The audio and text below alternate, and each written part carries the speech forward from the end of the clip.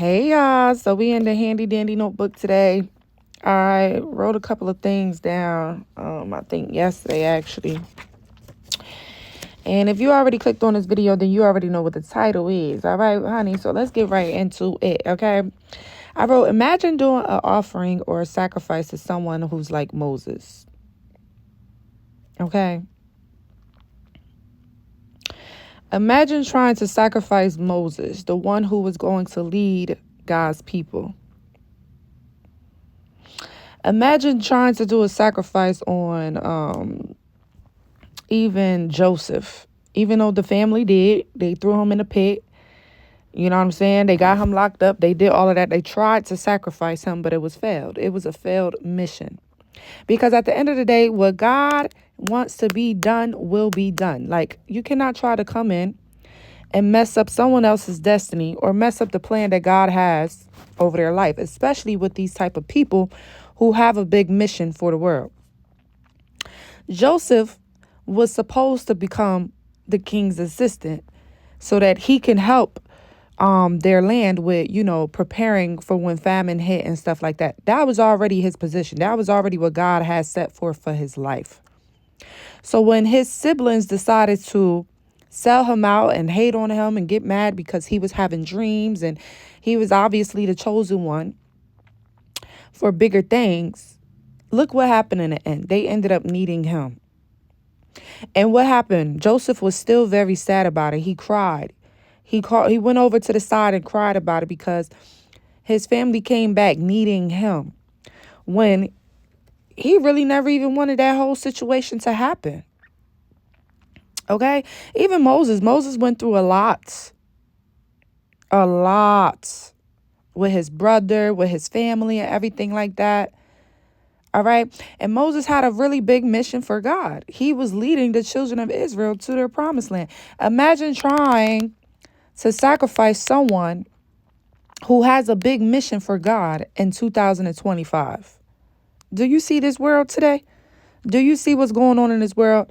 God ain't playing. He have certain people to do certain things and partake in certain missions. You're not finna come in here and try to disrupt the mission that God already has set forth. You're not going to come in here and try to mess up the life that God already has planned for someone's life. That's fucking ridiculous to me, okay? It says, God's will must be done and anyone in the way will be dealt with, period. It's to the point where these people were still chasing after these folks, even after God had already lifted the Red Sea and they was walking through. There's people that still was trying to get at you, still trying to affect you or hit you or hurt you, abuse you, stop you from moving forward. And you already there. Like the video I dropped, God already won the battle. Stop being a sore loser. You damn near in the middle of the Red Sea walking through and they still trying to chase you down and follow you. They still trying to silence you. They still trying to shut you up. And God already made room for you to walk through and they still trying to chase you down. And what happens? God let the waters fall down and they asses fell right in the water and drowned and died. Be careful. All right. These people need to be careful playing with somebody that God is using to help his people, to lead his people. All right. That's crazy to me. God's will needs to be done. If the mission is not complete, you're not taking nobody out of here. The mission must be complete first. Imagine someone trying to sacrifice or kill Martin Luther King before he did his speech. No, God had things that he needed to be said before he took this man out of this world. Trust me, the mission still needs to be done. Ain't nobody leaving this earth until God feels like it's time for them to. You ain't finna try to shorten up their time because of your own jealousy and hate, because you don't like how they're speaking, because you don't like that they're about love and equality, and you want to be about, child, let me stop. You want to be about control and thinking that you can control someone because you're related to them, or this is your family, this is your siblings, or you birthed them. Like, get the freak out of here, okay? All right. I'm getting at these people. This is what I wrote down. Some of these people, they may be about to experience homelessness, okay, because I'm getting that their house, maybe the house that they're in right now is haunted, okay? I'm also getting that this person is very, very paranoid at the time because they're having dreams of dying or having dreams of sickness. All right. These are the people that try to go against you. The one that God is leading, the one that God has assigned to save or help his people. Now someone is experiencing paranoia because they keep having dreams of them dying because they tried to sacrifice you. Imagine trying to sacrifice someone that God has a mission for, thinking that you safe when your mission on earth has been done. You ain't doing shit to help the earth. You ain't raising your children right. You ain't helping your children. You don't love thy neighbor. You don't love thy friends. Imagine thinking that you're going to sacrifice someone else who's all about love and God, and you doing the total opposite. No, baby. No, honey, that's not how it works. So now you have people here that is literally paranoid, and they feel like their house is haunted. Their house could be haunted. Okay, God's Holy Spirit could be all up in that thing. Okay, it's kind of making me think of when Judas sold out Jesus for the only 20 silver coins. Okay, only 20 pieces of silver. And he started to be haunted in his mind because of the foolishness that he done did. And what happened? He killed himself. This is that same energy I'm getting. Or with who was it? Samuel? Not Samuel's. Hold on. I'm gonna tell you right now.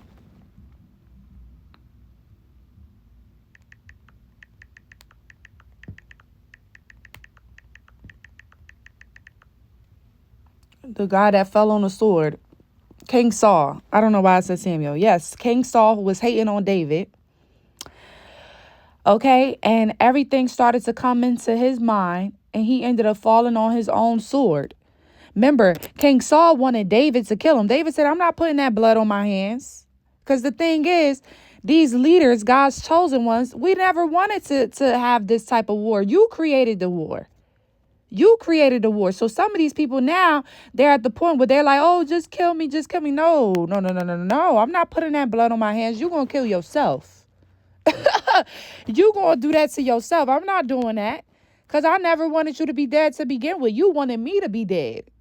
So now in your mind is conflicted because of all the bullshit you done did. Remember, King Saul wanted David to kill him. David said, no, I'm not doing that. I ain't doing that.